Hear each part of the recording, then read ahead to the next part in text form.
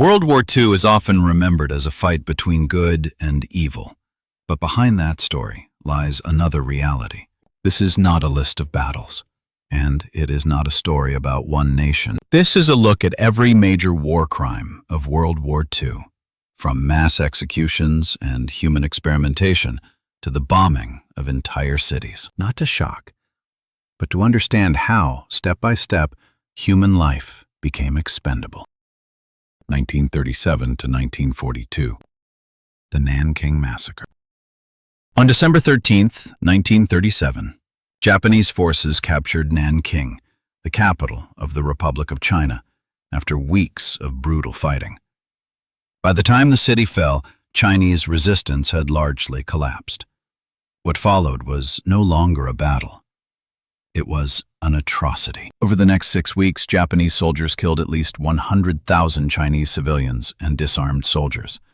Most modern historians place the death toll between 200,000 and 300,000. Mass executions took place across the city and along the Yangtze River.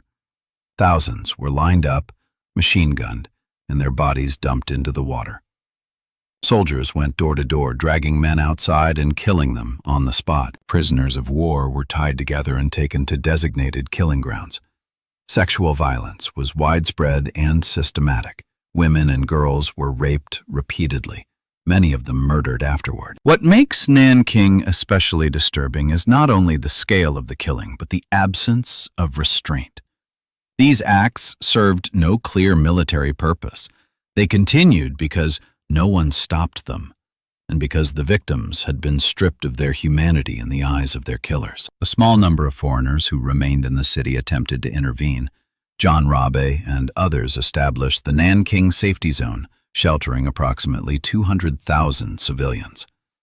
Minnie Vautrin protected thousands of women at Jinling College. Their actions revealed a critical truth. The violence was not inevitable. It was permitted. When war removes accountability, brutality becomes self-sustaining. Unit 731. Science without morality. If Nanking represents violence unleashed through chaos, Unit 731 represents something colder. Violence designed, organized, and rationalized. Between 1936 and 1945, the Imperial Japanese Army operated a secret biological and chemical warfare program in Manchuria known as Unit 731. Under Lieutenant General Shiro Ishii, the unit conducted experiments on living human beings. The victims were primarily Chinese civilians, Korean prisoners, and Soviet prisoners of war. They were infected with plague, cholera, anthrax, and typhoid to observe disease progression without treatment. Many were dissected alive and fully conscious. Limbs were frozen in frostbite experiments. Some prisoners were placed in pressure chambers until death. Weapons such as grenades and flamethrowers were tested directly on people tied to posts. But the most chilling aspect of Unit 731 was not the brutality. It was the mindset. Prisoners were referred to as logs. Language mattered. Once people were no longer called human, they no longer required human consideration. Atrocity no longer demanded hatred, only institutionalized indifference. After the war, senior members of Unit 731 were not prosecuted by the United States. Instead, they were granted immunity in exchange for their research data. Justice was postponed. Morality was subordinated to strategic advantage. It raised a question that still lingers today. Can knowledge obtained through mass murder ever be justified? The Bataan Death March. On April 9, 1942, approximately 76,000 American and Filipino soldiers surrendered to Japanese forces on the Bataan Peninsula in the Philippines. They were exhausted by months of fighting, starvation, and disease. Instead of being transported, they were forced to march more than 60 kilometers under extreme tropical heat to prison camp. During the march, prisoners were beaten, bayoneted, or shot if they collapsed, asked for water, or tried to help others. They were denied food and water for days. Bodies lined the roads. Between 5,000 and 18,000 Filipino soldiers died. An estimated 500 to 650 Americans died as well. What makes Bataan distinct is that it required no explicit order to kill. Death came through systematic neglect. In the Japanese military culture of the time, surrender was viewed as dishonor. Those who surrendered were believed to have forfeited their worth as human beings. Bataan demonstrates that people do not die only from hatred. Many die because indifference is allowed to operate unchecked. 1943 to 1945. As World War II expanded, the nature of violence changed. Mass death was no longer confined to occupied cities or hidden camps. It became industrial, calculated, remote. The firebombing of Dresden. On the night of February 13, 1945, the British Royal Air Force launched a massive bombing raid on the German city of Dresden.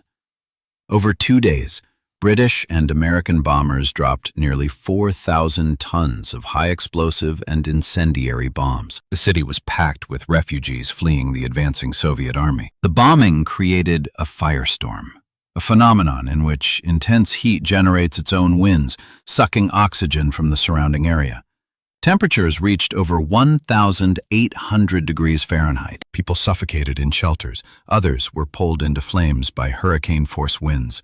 Bodies were reduced to ash. Modern estimates place the death toll at approximately 25,000. Dresden remains controversial because it forces a difficult question.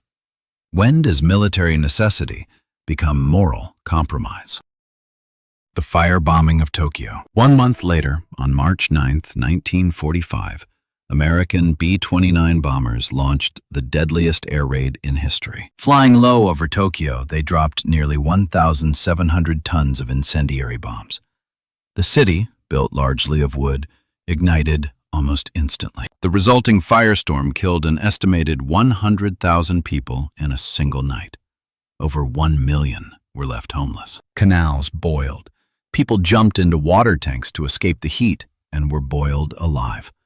Others suffocated as the fires consumed all oxygen. The goal was clear: break Japanese morale and force surrender without a ground invasion. After the war, General Curtis LeMay famously stated that had the United States lost the war, he would likely have been tried as a war criminal. But the war was won, and the bombings were never prosecuted. The Manila Massacre. In February 1945, as American forces moved to liberate Manila, Japanese troops trapped inside the city launched a campaign of terror against civilians. Neighborhoods were systematically destroyed. Families were slaughtered. Refugees were burned alive in buildings. Women were imprisoned and raped repeatedly. An estimated 100,000 Filipino civilians were killed. After the war, General Tomoyuki Yamashita was executed, not for ordering the massacre, but for failing to control his subordinates. The principle of command responsibility would shape international law, but it would not be applied equally. When the war ended, the killing stopped, but justice did not arrive evenly. Some perpetrators were tried, others were ignored. Some atrocities became central to memory, others faded into footnotes. Unit 731 personnel lived freely. The firebombing of cities was seen as strategic necessity. Dresden and Tokyo were debated but rarely condemned. The post-war world did not judge all crimes equally. It judged them through the lens of power, victory, and geopolitics. History, it turned out, was not only written by the victors, it was filtered by them. World War II is remembered as a moral war, a necessary war, and in many ways, it was. But its darkest lesson lies not in the existence of atrocities. It lies in how easily they were accepted, justified, or forgotten. Atrocities did not occur because humanity disappeared. They occurred because it was selectively applied. When people are labeled enemies, objects, or statistics, when death becomes efficient, when morality becomes conditional, the architecture of atrocity is complete. And the most disturbing truth is this: the conditions that allowed these crimes to occur are not confined to the past. History does not repeat itself, but it does remember who we choose to see as human.